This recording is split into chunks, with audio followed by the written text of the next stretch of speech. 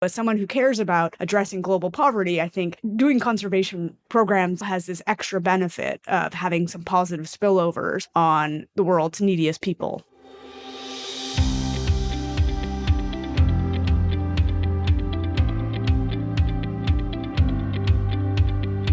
Welcome to Vox Dev Talks. My name is Tim Phillips.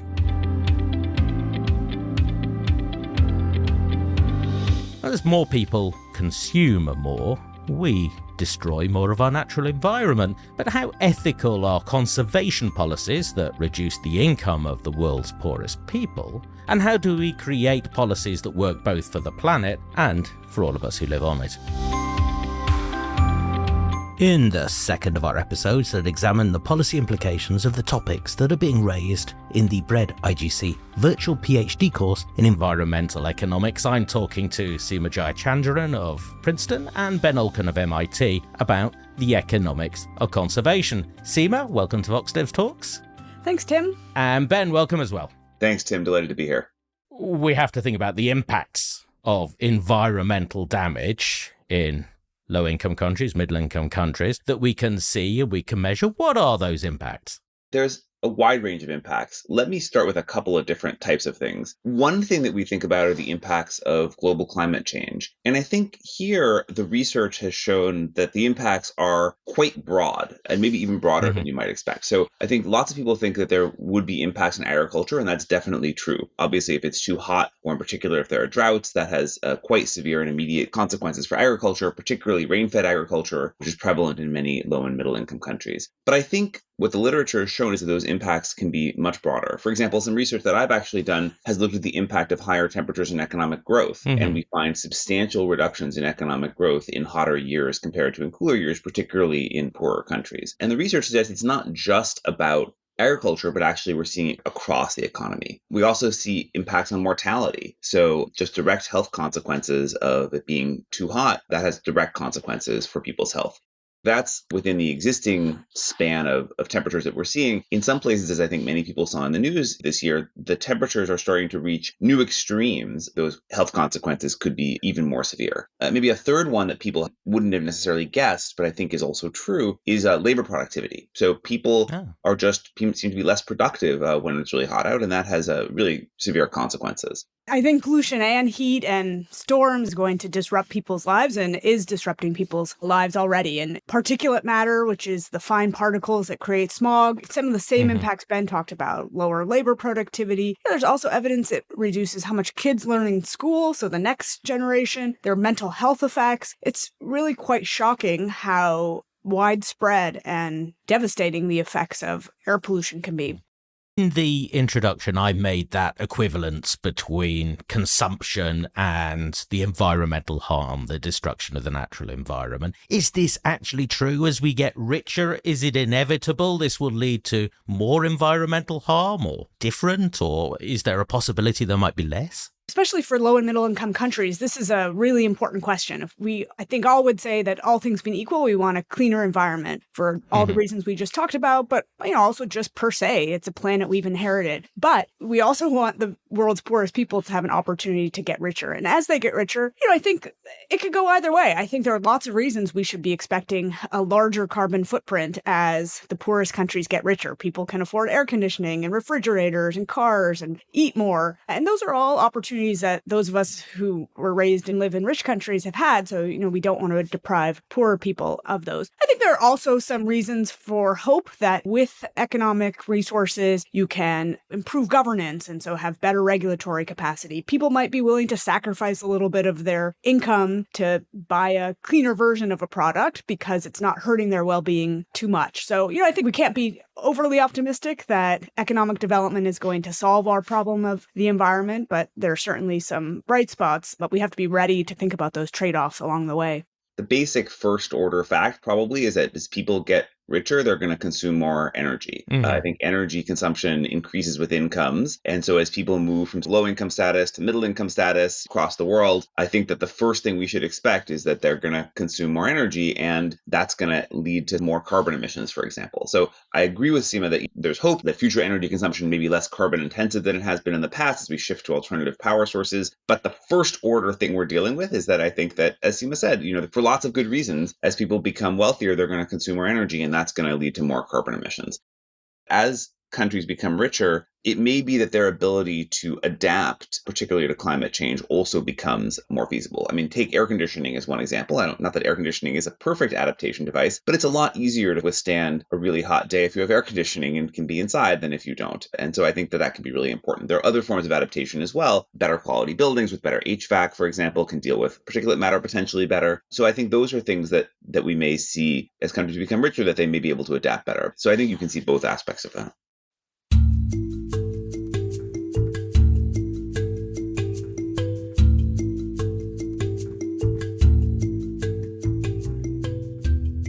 Ben, in your lecture, there are some extraordinary photos that you showed from about 2005, I think they are, of the Amazonia region, where you can see where the border between Brazil and neighbouring countries is, because on the Brazilian side, there's no trees. Why did that happen? It's really stark. And in fact, just to tell you a story of how we started this research, my collaborators and I were actually just looking at some Google Earth photos of South America with no borders. We're just looking at maps of forests. And we saw these really distinct lines. And someone said, wait a second, isn't that the Brazilian border? And in fact, it was so obvious. Yeah. And in fact, I remember a few years ago, I was at a conference in Bolivia and flying home, and you could look out the window and you could just tell, like when you're playing across the border into Brazil, it was that stark. Wow. So what's going on? I think the answer is a few different things.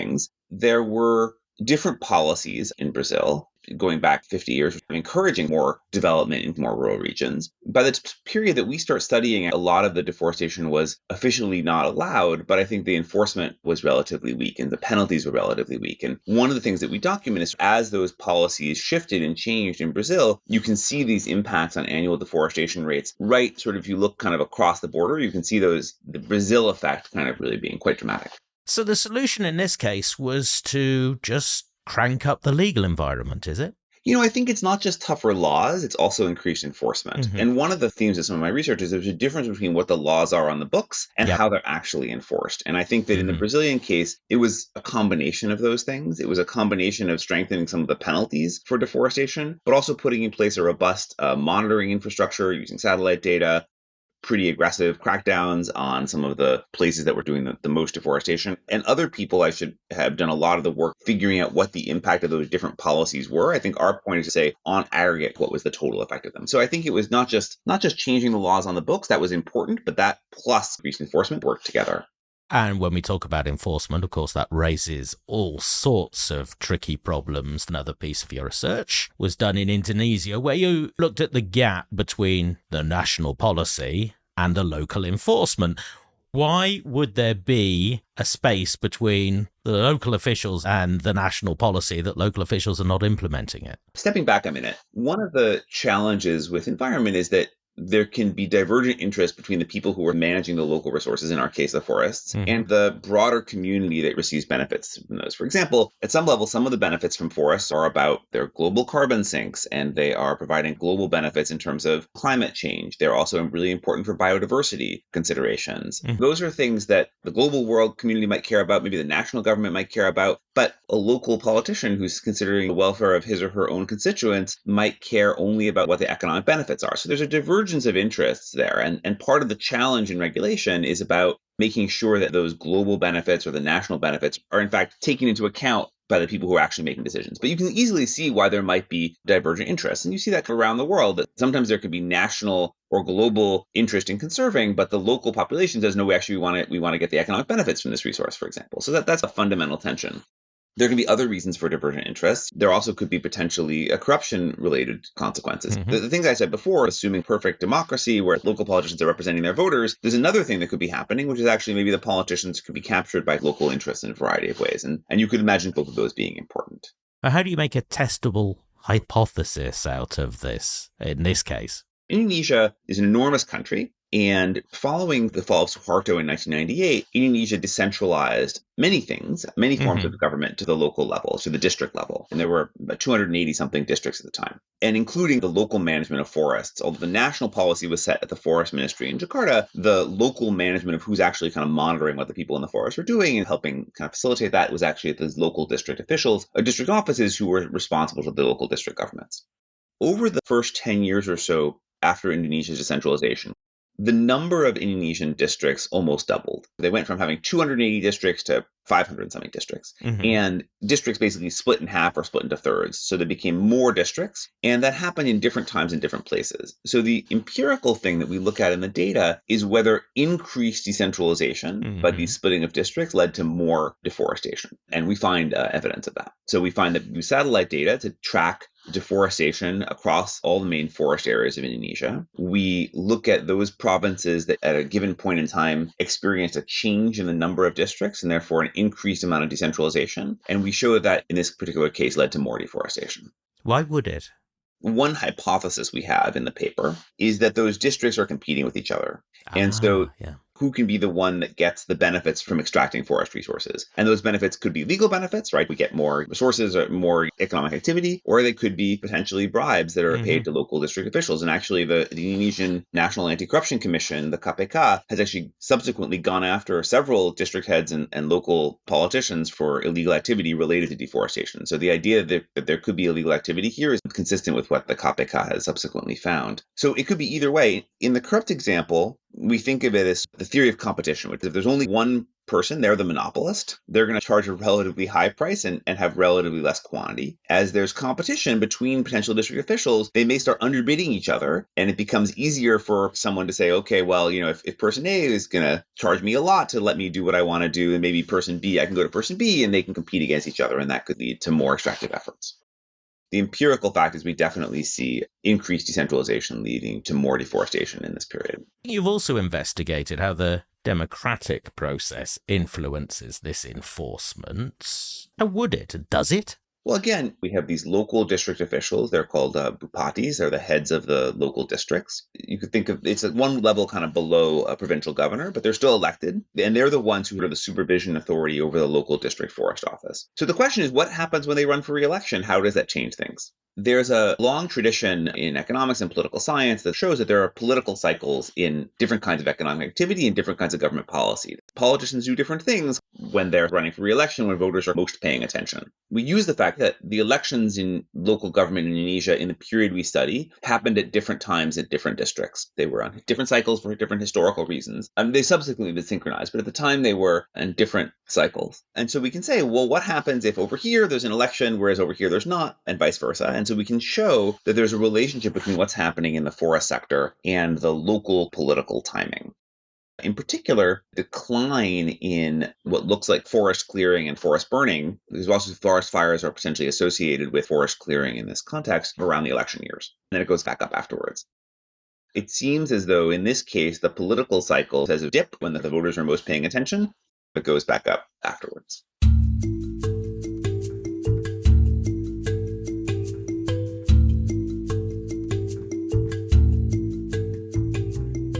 Seema, you've been talking about the link between poverty and conservation initiatives. This is something that comes up in the news over and over again. There are many people who would say that these conservation initiatives proposed and driven by high-income countries are fundamentally anti-poor. Do they have a point? I think the first thing to say is that if globally we're able to put a halt to climate change, if we can mitigate climate change, that's a very pro-poor achievement. All of the costs of climate change that Ben talked about, we have abundant evidence. And just logically, a lot of those costs, the harm, the mortality is going to be borne by the world's poorest people. So solving climate change is very pro-poor. Then there's the question of how do we achieve that? And if the policy is everybody needs to do their bit, That might be an anti-poor approach in the sense that the cost of setting aside some money to address climate change, people are going to feel the pinch of that more if they're already poor. Or something like a carbon tax, which from an economic point of view sounds like a great way to get people to do less of what's bad for the environment, namely emit carbon. If that's a bigger part of the budget of poorer people, then that policy can be anti-poor in the sense it's hurting the economic well-being of someone who's already poor. I've been talking with Ben about some of the policies that happen at national government and local government level. Are there policies that can create or incentivize pro-environment behavior at a household level that don't make poverty worse? Is this possible? You need to go from a national goal to getting often people to change their behavior. And one way we could do that is we could say we're going to tax the activity that's creating a negative externality for the environment. We can ban it. But those all have the problem that if someone was, for example, cutting down forests to use that land for agriculture to feed their family or selling those trees to pay for hospital bills, then banning it is going to make them worse off. That's exactly the example of an anti-poor policy. And so one kind of policy that I've studied is what's called payments for ecosystem services, or PES. And that's the idea of giving financial rewards to people if they do the pro-environment activity. So it's really just flipping the idea of a fine on its head and say, instead of getting penalized for it, you're getting rewarded if you don't do it. And so that's a program where if individuals or households or communities own forest or other sorts of natural resources, you can get them to change their behavior, but in a way that's first is, hopefully making them a little bit better off economically, but more importantly, it's a choice. So if they feel like this is going to impoverish them, they can say no. It has a nice feature, which economists like for a good reason, which is there's a market aspect to this. There might be two landowners who own forests. One is a spectacular farmer who has really rich land for agriculture. They can be really productive on their couple hectares of land. If they can deforest it and feed their community, that might be the right trade-off we make. Their neighbor might not be a very good farmer. They might not have very productive land for agriculture. It would be a shame if they cut their forest. And so once you offer a reward, the hope is that the first one says, no, thank you. That price is not as much as my profits. The second one says, this is a great deal. This is helping me be better off than I would otherwise be. And from the environment, we got some extra forest still standing. You were involved in an experiment in Uganda based around this principle. What was the problem in this case? Western Uganda has some really rich natural forests that's important for biodiversity. It's the habitat of chimpanzees, which are an endangered species. So when the forest starts getting degraded, we risk losing chimpanzees from this planet. There are also butterflies and really unique species of flora and fauna. And then just broadly, globally, the other reason we care about forests is they're a carbon sink. When you cut down a tree, that big tree trunk is mostly carbon atoms and they go up into the atmosphere. And so, that's all the global benefits of keeping the forest intact. But people who own forests, they were very poor and they were clearing a few hectares to sell the trees for school fees or to have an extra meal in the week, to pay for hospital bills or, to grow food. And so we're balancing two things, the economic well-being of very poor people, but also this rich forest that globally we would like to keep in place. So in this case, how much did you pay people to keep the forest intact? Did it work? Yes, we did a randomized experiment where we tried out a policy of PES, or payments for ecosystem services, where forest owners were offered $28 per hectare. A hectare is about 3/4 of a soccer field. $28 per hectare if they kept the forest intact. So that's not a lot of money. Most people own 2 hectares, so they can make $56 a year from this program. This had a big impact on the amount of deforestation. There was still deforestation even in the villages where this was offered because it was optional and some people chose to continue deforesting, but you got a 50% reduction in the amount of deforestation. And I should add, it's not obvious that you were going to get a reduction because, the challenge with programs like this is you put a contract that says, if you keep your forest intact, we'll pay you. And then you go ahead and do that. The problem is that maybe a lot of the people who sign up and got payment, they were the ones who weren't going to cut their forest anyway. And so the actual amount of new conservation you get out of this is not so clear cut. And so this was the advantage of having these control villages where we could see, absent this program, 9% of forests were cut down in 2 years. And then we got that cut in half by having this program in place. Very often the natural environment, that's quite hard to value. For a program like this, does it become easier to do a benefit cost analysis? Were you able to do one? What did it come up with? For many kinds of environmental benefits, like keeping chimpanzees from going extinct, we don't know where to start in terms of thinking of the economic benefits. One thing that the scientific community has done a good job with is for carbon and climate change, there's numbers for how much is the global damage if we emitted an extra ton of carbon dioxide. And that's very useful because for a program like this, we can convert the gains in forest to how many tons of carbon dioxide did we prevent from going up into the atmosphere. We can put a dollar value on that using what's called the social cost of carbon. And then we can think about how much did this program cost and was it cost effective? So we can go from how many hectares of forest were saved. We can use some scientific estimates of the amount of carbon that was stored in those forests, some extra assumptions, and then we can use the off-the-shelf estimates of the social cost of carbon. And in this case,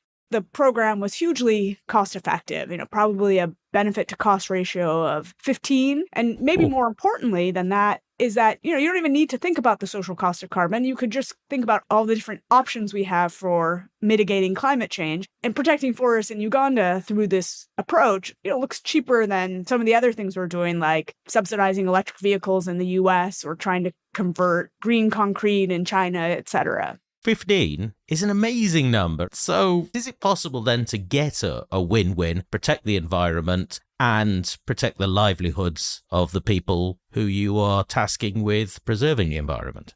There's still a choice of who should fund this kind of program. Yeah. My comparison to electric vehicle subsidies in the US is that this should be part of the options that the UK government or the US government is thinking about when trying to mitigate climate change. If citizens in the US are willing to put a certain amount of money towards climate change, we could say we're only going to do things within our borders and we're going to lose out on these benefit cost ratio of 15 opportunities in Uganda. So, I think we can think about funding these from richer countries who, we all know are the ones who created the problem of climate change just because of historical emissions. But I think it's important to realize that this kind of policy is not solving the problem of poverty. We're compensating that Ugandan farmer was getting $56 a year for his 2 hectares of forest, but in exchange, he was changing his behavior and not getting money from selling timber. And so, you might lose $50 in income from selling timber. We paid you $56, so you're better off, but you're better off by $6 in my example, not by $56. And I think this is just an important point to make.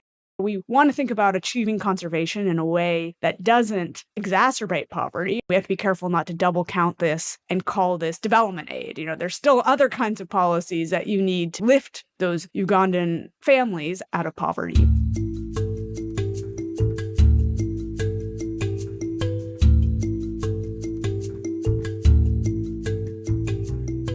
The costs of conservation programs, they are inevitably local, however we want to define local. The benefits are global. Does this mean that inevitably conservation programs are going to be underfunded? It's not inevitable, but you're right. The basic economic theory would suggest there's some problems here. In particular, there's also a free rider problem. Maybe an even bigger problem is the fact that we have different countries who potentially free ride on each other. So one of the big challenges with global climate change is what matters is the total amount of global emissions. If, U.S. climate change was only influenced by U.S. emissions and UK climate change was only influenced by U.S. emissions, it would in some ways be an easier problem to solve because each country would figure out what they needed to do for themselves. Yeah. One of the many reasons that makes this a really hard problem is there's this temptation to free ride, because actually what matters is global emissions. So any one country is only doing a small piece of the global puzzle. That suggests that the amount of investment in conservation for those reasons is probably going to be underfunded. All that being said, I think that the world is increasingly recognizing that this is a really important global problem and that, all the countries around the world are going to need to do something about this, I think, given the extreme damages that we're starting to see. So that suggests hopefully that countries can come together and sort of solve that problem. But the underlying economic forces illustrate why this is a challenge. Flipping the logic on its head, climate change is a global externality. If one country wants to solve the problem, just help its citizens, it has a worldwide set of options. So if you were trying to solve particulate matter or some local pollution in the US government, you just had to look at the options within the US, or the same thing for the UK. In this case, you can look to Uganda or Brazil, and there might be some global bargains. And so that does mean if we get some of the countries with deep pockets to commit money, we can search around the globe and find some real bargains. And, and I wanted to make the point that this is not going to solve poverty, but it usually does have some local benefits. And so as someone who cares about addressing global poverty, I think doing conservation programs in Uganda or Brazil has this extra benefit of having some positive spillovers on the world's neediest people. I was talking to the IMF last week, and they were very keen to stress the depth and the importance of what they called economic headwinds in 2023 and for a few years beyond, especially for low-income countries. Does this mean that it's likely they will reduce their commitment to conservation just because there are very few policy choices? I think that's a real worry that when times are tough, we'll cut back on things that seem like they're further out. I think one of the big changes in the last, 2 years, 5 years is a realization that climate change is here today and not in the future. And so hopefully that will mitigate some of the worry that will push this one off. Coming back to the global idea, I think part of what it's going to happen is governments are going to try to use climate policy or conservation as economic stimulus. And so that's going to mean maybe focusing domestically, job creation through, the Inflation Reduction Act kind of idea. And, I would say that coming back to my point that we should be looking globally, I think maybe one of the reactions will be to also shift where the conservation happens and not just reduce the amount. I agree with Seema that these things do get more challenging. On the other hand, this is a long-run global problem, and I'm hopeful that the way to think about what we need to do is to make longer-term policy changes that aren't as related to a particular business cycle as a way of combating this long-term problem. If we're always in a world where the extent in which we're doing stuff is depending on the business cycle that particular year, that doesn't seem like a really good recipe to solve this long-run problem. The recent news from Amazonia, it shows that there has been a reduction in deforestation. I hesitate to call it good news, but it's certainly less bad news. Is there something that we can take from this, a policy lesson that can be applied more generally? If we look at the period that we were studying, we saw multiple shifts in the levels of deforestation. We found a really high levels, and then we found a decrease, and we found it went back up again. In my mind, I think the question that I want to understand is what's important to make these policies sustainable? And is there something that's going on maybe in the political process by which when they try to crack down, people who are cracked down against fight back through the political process? And so what do we need to understand why these cycles are happening and how to make them sustainable? And actually, that's something that in ongoing work, we're trying to understand. I don't have an answer for you yet, but it's something that I'm very much thinking about is why are these policies not necessarily so sustainable in the political process? And are there things that one can therefore do to make them more sustainable? There is so much to think about this, and there is so much work to be done. Delighted that you're both doing it. Thank you very much for talking about it today as well. Seema, thank you. Thanks, Tim. My pleasure. And Ben as well. Thanks. This has been terrific.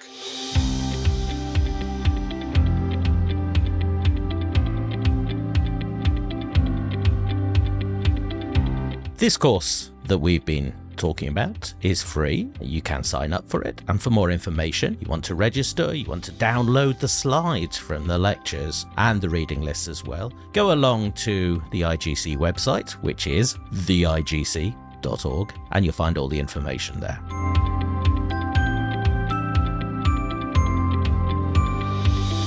This has been a VoxDev Talk. The best way to make sure you don't miss an episode is subscribe. Go on, do it now. You will find us wherever you get your podcasts from. And our past episodes, as always, are at voxdev.org. You'll also find articles about the papers we featured in our previous episodes.